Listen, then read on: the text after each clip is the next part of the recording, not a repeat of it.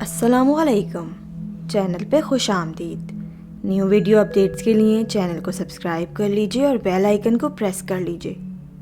ناظرین، بہت ہی پرانے وقتوں کی بات ہے کہ ایک عرب ریاست میں ایک مغرور بادشاہ ہوا کرتا تھا۔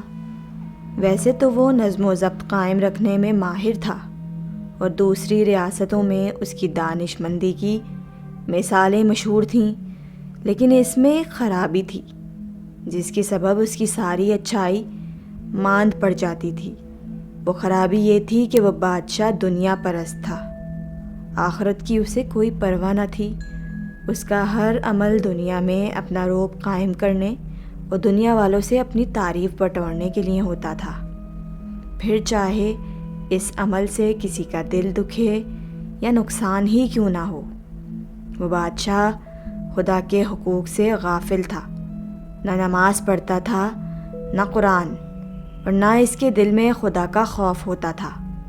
اس بات کا علم اس ریاست کے علماء کو بھی تھا، اس لیے وہ اس کو دین کی تبلیغ دینے بھی آ جایا کرتے تھے۔ بادشاہ نے ان کا دربار میں آنا بالکل بند کر دیا تھا۔ بادشاہ کا معمول یہ تھا کہ وہ لوگوں سے ان کی ذہانت اور عقل مندی جانچنے کے لیے مختلف پہیلیاں پوچھتا، اور جب کوئی اس کی آزمائش میں پورا نہ اترتا تو یا تو اس کو قتل کروا دیتا یا پھر سخت سزائیں دیتا۔ ایک دن بادشاہ نے اپنے سب سے خاص وزیر کو امتحان میں ڈال دیا، یہ دیکھنے کے لیے کہ وہ کیسے اس میں کامیاب ہوگا۔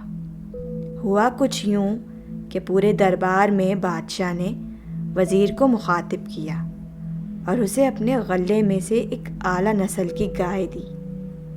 10 دن کے لیے پالنے کے لیے اس کے حوالے کی، لیکن شرط یہ رکھی کہ وہ ان 10 دنوں میں گائے کا خوب خیال رکھے گا اور امانت میں ذرا بھر بھی خیانت نہیں کرے گا۔ اس کا وزن بڑھے بھی نہ اور کم بھی نہ ہو۔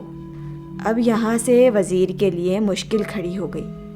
یہ کیسے ہو سکتا ہے کہ وزیر گائے کا پورا خیال بھی رکھے اور گائے کا وزن بڑھے بھی نہ؟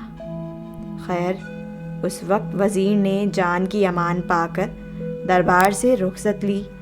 بادشاہ نے اسے 10 دن تک کے لیے چھٹی دے دی کہ وہ گائے کا خیال رکھے، لیکن وزیر کے تو اوسان خطا ہو گئے کہ آخر وہ کیا کرے گا۔ وہ وزیر رات بھر روتا رہتا اور اللہ تعالیٰ سے دعائیں کرتا رہتا۔ اسی طرح سے 2 دن گزر گئے۔ تیسرے دن وہ گائے کے لیے چارہ خریدنے گیا۔ چارے والی دکان پر کچھ لوگ بیٹھے ہوئے تھے۔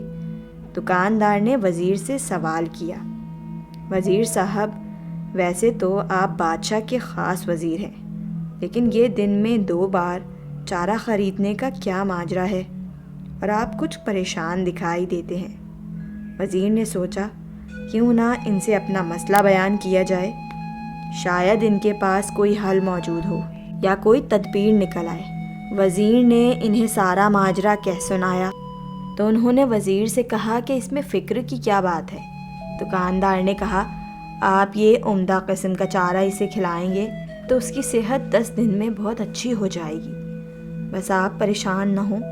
وزیر نے کہا، یہی تو فکر کی بات ہے کہ بادشاہ نے کہا ہے کہ گائے کا وزن ان 10 دنوں میں نہ کم ہونا چاہیے نہ بڑھنا چاہیے۔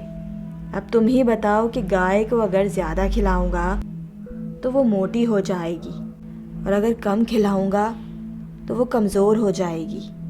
یہ سن کر وہ تمام لوگ پریشان ہو گئے۔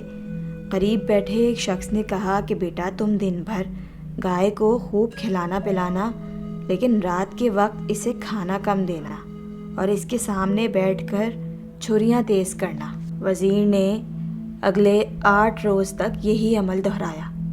بیچاری گائے دن بھر خوب کھا لیتی، لیکن رات اسے ذبح ہونے کی فکر رہتی۔ یوں 10 دن پورے ہو گئے۔ وزیر گائے سمیت بادشاہ کے دربار میں حاضر ہو گیا۔ گائے کا وزن کیا گیا تو ٹھیک اتنا ہی نکلا جتنا دیتے وقت تھا۔ بادشاہ بہت حیران ہوا اور وزیر سے اس گہری حکمت کا راز جاننا چاہا۔ وزیر بولا، بادشاہ سلامت، اس میں میرا کوئی کمال نہیں، یہ تو ان بزرگ کی دانش مندی ہے۔ بادشاہ کے دل میں خیال آیا میں نے ان دانش مند بزرگوں کو کیسے محل میں آنے سے روکے رکھا ہوا ہے۔ ان بزرگ کو دربار میں بلایا گیا اور ان سے اس بارے میں سوال کیا گیا۔ بزرگ بولے کہ یہ سب اللہ کا حکم ہے کہ جانور کے سامنے نہ چھری تیز کی جائے، نہ کسی دوسرے جانور کے سامنے اسے ذبح کیا جائے۔ میں نے وزیر کی جان بچانے کے لیے یہ مشورہ دیا، لیکن ہم اللہ کے حضور معافی طلب کر چکے ہیں کہ ہم نے ناحق ایک معصوم جانور کو فکر میں مبتلا رکھا کہ دن بھر تو اس نے خوب کھایا، لیکن اس کو اس فکر نے پریشان کر رکھا تھا کہ کل اس کو ذبح کر دیا جائے گا، اس لیے اس کا کھانا فکر میں لگ جاتا۔ بادشاہ کو بہت افسوس تھا کہ اس نے ان بزرگوں کے احکامات ماننے کے بجائے خود کو دنیا داری میں مصروف رکھا۔ بزرگ کی باتوں کا بادشاہ کے دل پر گہرا اثر ہوا تھا۔